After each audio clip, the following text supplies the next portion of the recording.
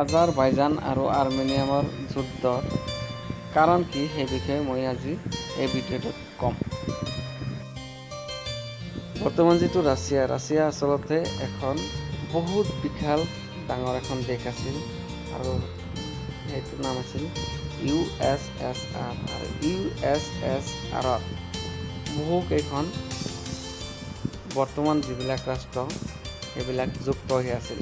তাৰে ভিতৰত হ'ল Armenia, Azerbaijan, Byelorussia, Estonia, Georgia, Kazakhstan, Kirghizia, Latvia, Lithuania, Moldavia, Russia, Tajikistan, Turkmenistan, Ukraine, Uzbekistan.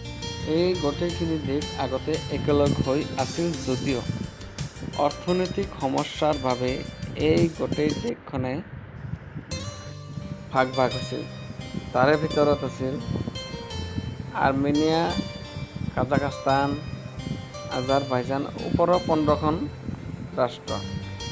এই 15খন ৰাষ্ট্ৰৰ বৰ্তমান যিটো কথা কৈ আছোঁ তাৰে ভিতৰত হ'ল আজাৰবাইজান আৰু আৰ্মেনিয়াম। এই আৰ্মেনিয়াম আৰু আজাৰবাইজানৰ যুদ্ধৰ কাৰণ এতিয়া কম। ওপৰৰ মেপখন চোৱা, মেপখনত আছে আৰ্মেনিয়া আৰু আজাৰবাইজানৰ।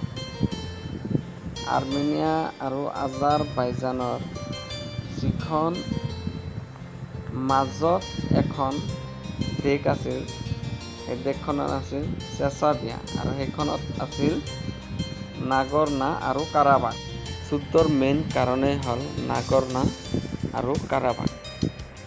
আজাৰবাইজানকো লাগে নাগৰ্না আৰু কাৰাবাখক, আৰ্মেনিয়াকো নাগৰ্না আৰু কাৰাবাখক লাগে। যেনেকৈ আমাৰ ভাৰত আৰু পাকিস্তানৰ কথা, ভাৰতকো কাশ্মীৰ লাগে, পাকিস্তানৰো কাশ্মীৰ লাগে। যদি ভিডিঅ'টো ভাল লাগিছে তেনে লাইক আৰু শ্বেয়াৰ কৰিব আৰু ছাবস্ক্ৰাইব কৰি দিব।